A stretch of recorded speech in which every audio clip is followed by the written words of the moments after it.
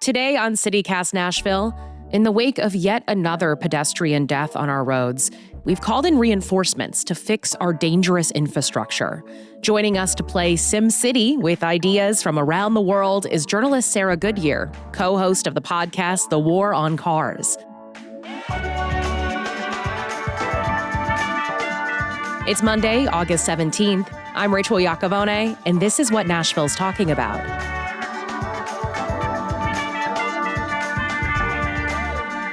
All right, Sarah, I want to start with kind of a basic question here for those who are not maybe familiar with this concept. How do you know if a city is car-brained? I think the best way to figure out if a city is car-brained is to walk in that city, to go to a major intersection somewhere in that city and to see what the experience is like of crossing the street. How safe do you feel? How comfortable do you feel? How long do you have to wait to cross the street? Do you have to press a button to cross the street? Do you feel happy when you're walking along the street and crossing the street? Because if a city is car-brained, you're going to feel uncomfortable during part of that process, and you're going to feel like the city is built for the cars and not for you. Is it possible to deprogram that car-brainedness, to use a new word here? Yes, 100%. And it has been done in cities all over the world. Cars are not a law of physics. Cars are not a law of nature. Cars are a human construct, and car infrastructure is a human construct. And anything that can be constructed can be deconstructed, reconstructed, reformed, and made better. So you are the co-host of The War on Cars. It's a podcast that examines, I'll quote you guys here, the worldwide fight to undo a century's worth of damage wrought by the automobile. You and Doug Gordon also recently released a book called Life After Cars, where you come straight out and say cars ruin everything. So for today's episode, we're handing the magic wand over to you. Basically, we need you to fix Nashville. Okay. Before we start, can you briefly give us your credentials? Okay, my credentials are I'm not a planner. I'm not somebody who's got a degree in urban planning or transportation planning. I'm a journalist. I started out as a general interest journalist, and I kind of gravitated toward this beat of urban design and transportation policy because I found that it answered a lot of questions, and it allowed me to ask a lot more questions about cities and about how people live in cities. And I have most of my life been a city dweller, and I love cities and I find them fascinating. And so I'm really just an educated observer who's had the privilege of talking to a lot of people who build cities and try to figure out how to make them work. Let's start downtown. As you've probably seen on TV, most of our tourism is clustered on Lower Broadway. It's about 5 blocks lined with honky-tonks, celebrity bars, and the street is not blocked off to cars most of the time. A lot of the people that are down there are very drunk. What would you do in that area? Okay, so I have been to Nashville. It was 10 years ago, and I know that there's been a huge amount of development since then and change. So there's that caveat. But I certainly experienced that area that you're talking about. And I mean, I think it should be pedestrianized. It seems like there's no question that it would probably not only be a much safer environment for people to stumble from bar to bar, but also just would be better for the businesses, easier to manage the flow of people, maybe for, the city as well. And it seems like that's an area that would be ripe for just a full pedestrian treatment for a lot of it, at least. Right now, the bar owners are saying we can't use bollards or other means to block off the street to traffic because it would be economic suicide for them. Mm-hmm. Is that a valid concern? I don't want to dismiss anyone's concerns. We all live inside this extremely hegemonic auto world where automobiles are the norm. They are the default for 90+% of the people in this country. And so it's very, very hard to imagine anything else. But I think that in an area like the one you have there in Nashville, it would not be economic suicide. I'm imagining that there are a lot of parking structures and parking lots that people can park in nearby. A lot of people in this area don't have cars with them because they're tourists who've come just to see Nashville, flown in, don't have their own cars. I think it could actually create an environment that would be more conducive to business. And we do see that in cities around the world, including the United States of America, Denver, where I was last year. It has a mall area there's a shuttle bus that runs along it, but aside from that, it's completely pedestrianized. That's an area that has struggled over the years. And when it was first pedestrianized decades ago, it didn't work, but now they've made modifications. And that area is really very vibrant and exciting to be in, and part of the revitalization of downtown Denver, which is pretty notable. And I think it's a city that in some ways is a good comparison for Nashville.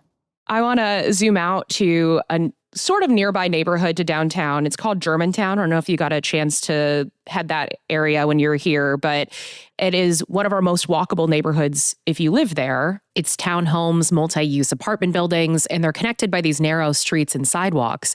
And yet, this neighborhood has seen a significant number of pedestrian and cyclist deaths over the last year or so. How could we redesign the streets there to make it safer? Well, there are a lot of tools that planners use to traffic calm in residential neighborhoods like the one you're describing. And they include things like plantings or sort of mini roundabouts at intersections where there'll be like a tree bed essentially in the middle of the intersection that you have to go around when you're going through that intersection. I've seen a lot of that kind of treatment in Seattle, for instance, in Ballard, which is a neighborhood that's similar to the one that you describe. There are bulb outs, which I read an article that says that bulb outs have been controversial in some Nashville neighborhoods, but bulb outs are just extending the curb area where people are crossing the street, and it narrows the place where the cars go through at the intersections, thereby naturally slowing them. These are the kind of design solutions that can add beauty and greenery to a neighborhood while also slowing cars down and making it a safe place for people of all ages. Yeah, so we recently had a neighborhood remove the traffic calming that they'd voted in favor of because it was making cars slow down too much. Well, this is an interesting problem to have because, of course, traffic calming, the calming part of that means slowing down. It does mean slower. Slower traffic speeds mean safer streets. And in residential neighborhoods, it's not appropriate for there to be cars whizzing by at 30, 40 miles an hour. I think that it's on city officials to really communicate to people what the stakes are and to engage them and help them to understand, like, these are your lives, these are your children's lives that are at stake, and to stick with it. Political will is important. I don't know what the process was in your case, but it's important for city leaders to have the courage of their convictions and to stick with designs that they know are good long enough that people can start to really see the benefits.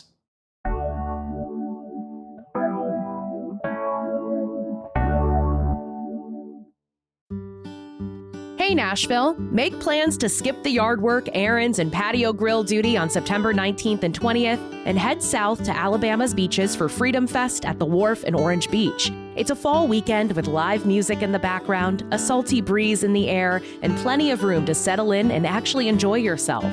From patriotic tributes to arts and crafts, an array of vendors, a car show, and a kids zone, it's a full Gulf Coast celebration with enough going on for everyone, but never so much that it feels rushed.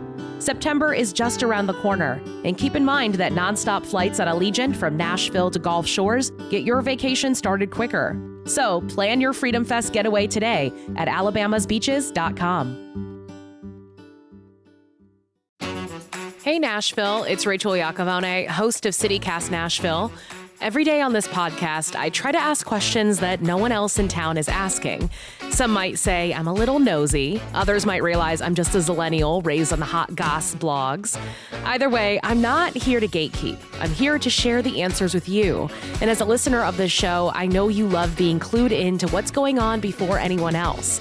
So if this podcast has ever sparked your curiosity or given you something smart to share at your book club or happy hour, here's what you should do. Support this show by becoming a member of our CityCast Nashville Neighbors program. Our membership program costs just $10 a month or $100 a year, and it comes with some great benefits. But most importantly, your membership helps make sure I can keep asking nosy questions and getting you answers that actually matter. Because I think being curious makes us better neighbors.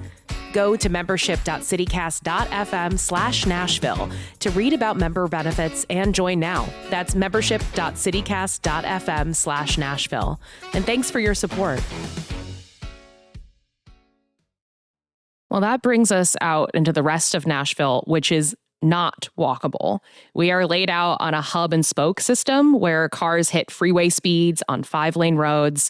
On Gallatin Pike, the city has decided to add left turn calming, leading pedestrian intervals, and increased crosswalk visibility.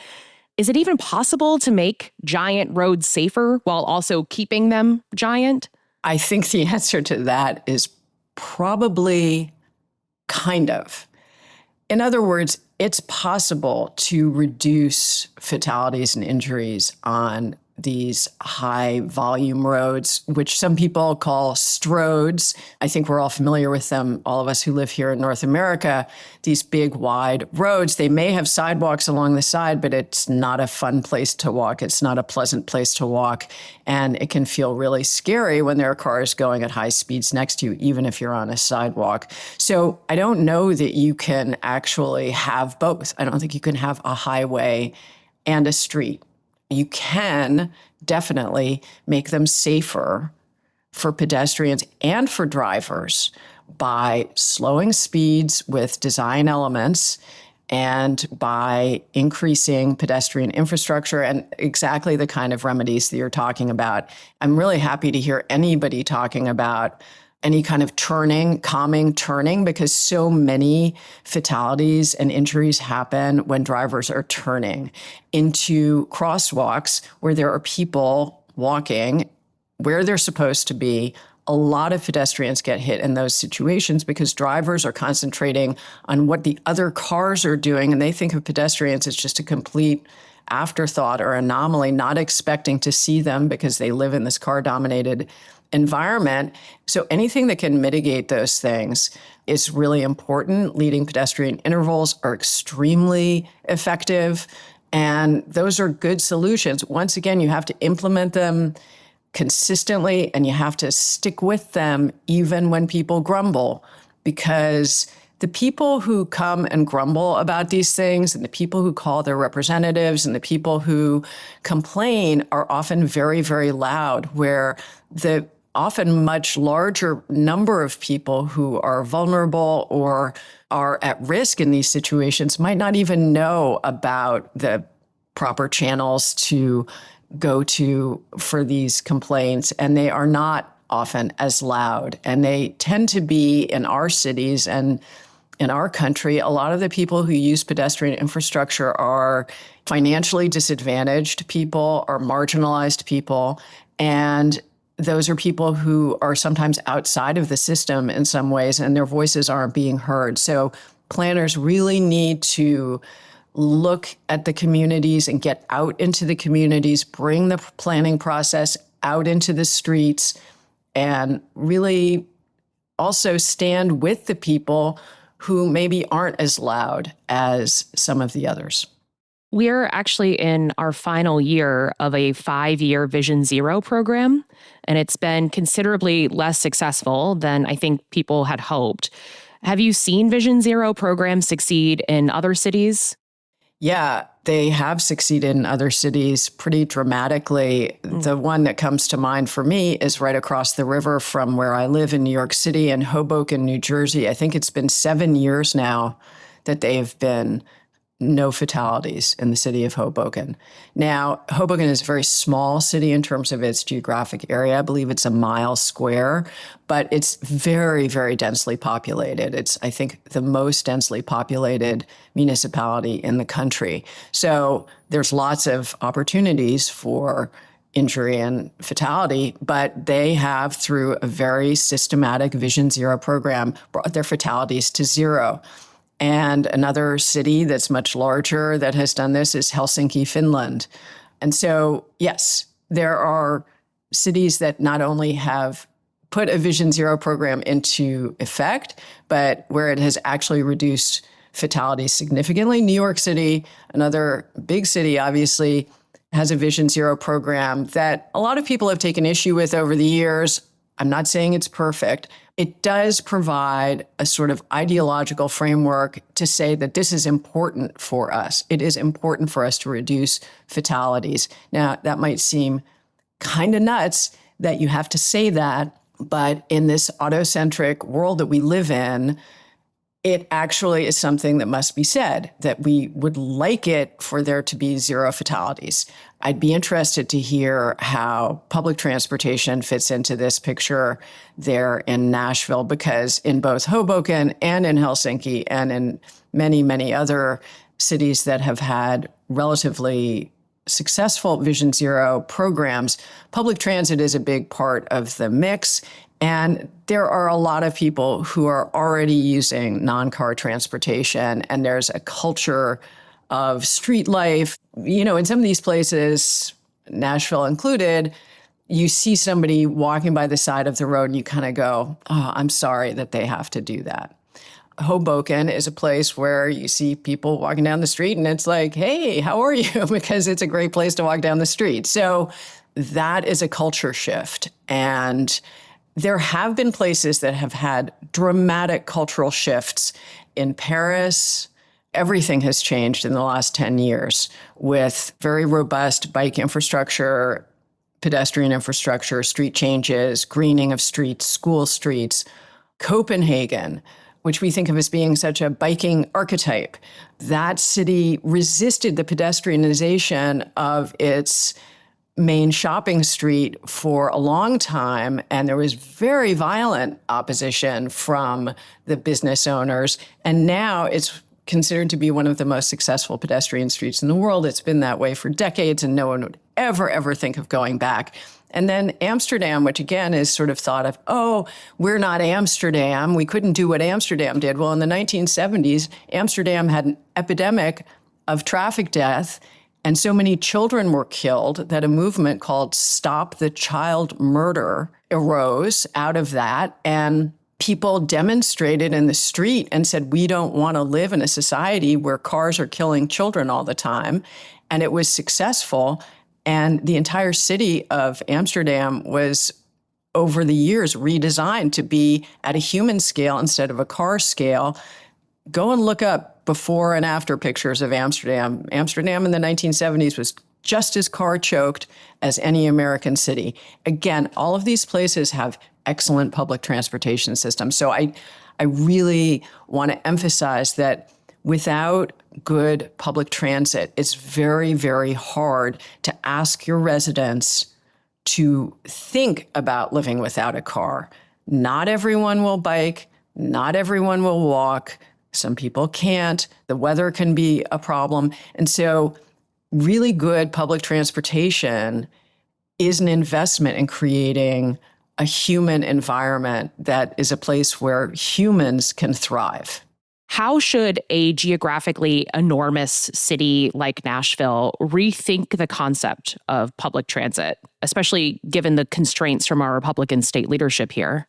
I recently spoke with the transit expert Jarrett Walker, who's the author of a book called Human Transit that I highly recommend to anybody who's interested in this topic. There are trade-offs that need to be made. I think that frequency is really, really important, and reliability is really, really important, because if somebody needs to get to work, they need to know that that bus is going to come. And if they can't rely on it, they won't try to use it. In some cases, if there are buses being stuck in traffic, I don't know if that's an issue there, and then they're delayed, then, the city needs to use its power to make sure that those buses have lanes that they can travel through at a reasonable pace and not get stuck. But really trying to think about the people who are actually using the bus. Go out to the bus stop and stand there and talk to people for a day. Who's using that? Why do they use it? Why do they not use it? What are their fears and hopes? And, and really try to understand what kind of service you're trying to provide. But what we really need is politicians who can relate to the people who are trying to use the transit and not just to the people who are in cars, who are willing to take a look at everybody in the city, including the people who are maybe not as affluent as some of the others. Speaking of Amsterdam earlier, we don't have much in the way of bike lanes citywide. And sometimes you're in one when it just disappears. How have other cities retrofitted their roads with a functioning bike lane network? I think the city that surprised me most when we went on a book tour for this book, we went to 32 different cities in North America. So we saw a lot of stuff. And the city that surprised us the most was Atlanta, Georgia. Atlanta has a reputation as being sort of a terminally car-dependent city. But what we found was an incredibly robust network of protected bike lanes, many of them kind of coming off of this enormous project that's a 22-mile ring road, bike road around the city called the Beltline, that has been developed in an old rail right-of-way over the last couple of decades and is now just an absolutely thriving arterial for human beings that has a lot of residential development along with it. Now, there's been gentrification. I know that's a big problem in Nashville. There's been displacement. That's something that needs to be guarded against, but it's been really interesting to see how development has sprung up along the Beltline, which is just pedestrians and bikes. And because the driving is so bad there, the motivation to do anything but get into a car is pretty high. So that's an example. Atlanta, I have to say, gave me so much hope.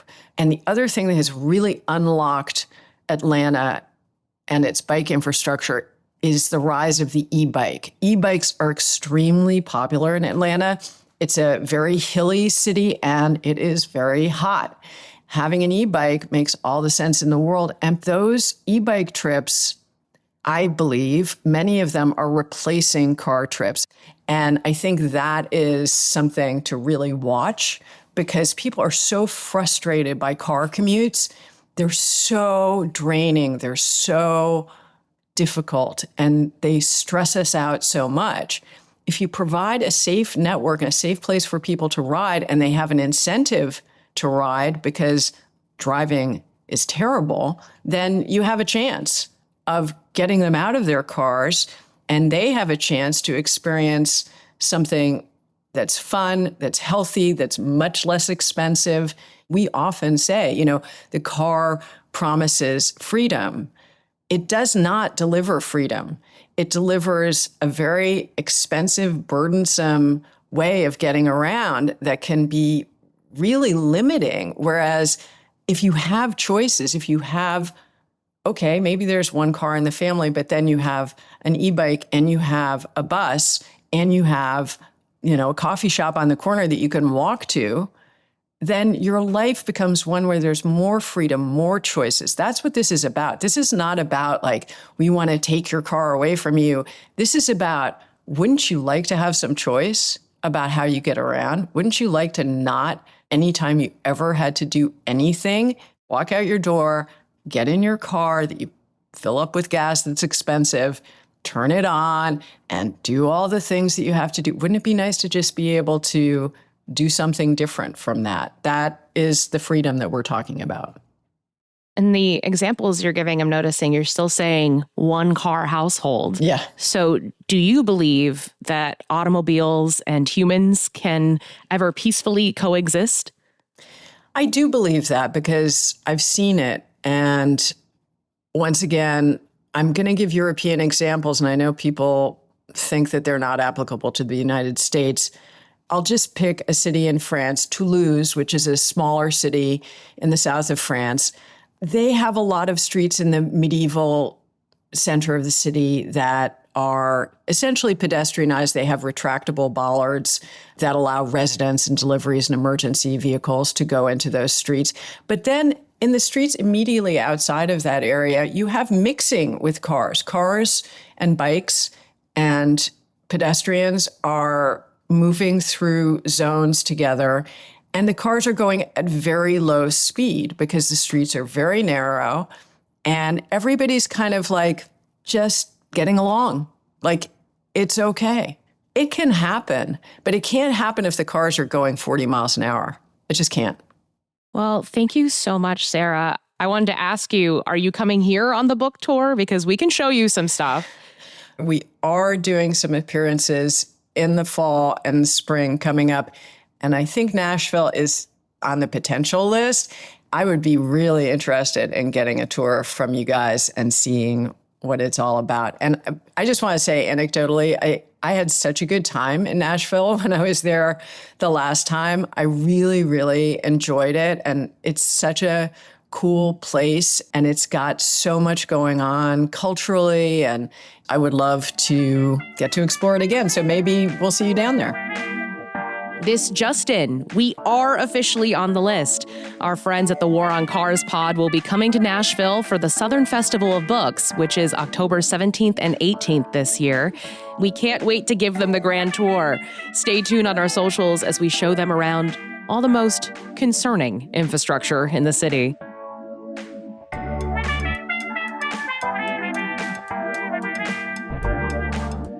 That's all for today here on CityCast Nashville. Best of Nashville voting is open now. We would love to have your vote as best podcast. Go to vote.nashvillescene.com and find us in the media and politics category. You've got to vote in 20 categories for it to count, so be sure to spread the love. And don't forget, you can support this show and get great perks by becoming a CityCast Nashville neighbor at membership.citycast.fm. If you enjoyed the show, why not tell your friends, rate the show, leave us a review, and subscribe to our CityCast Nashville newsletter. We'll be back tomorrow morning with more news from around the city. Pa'lante.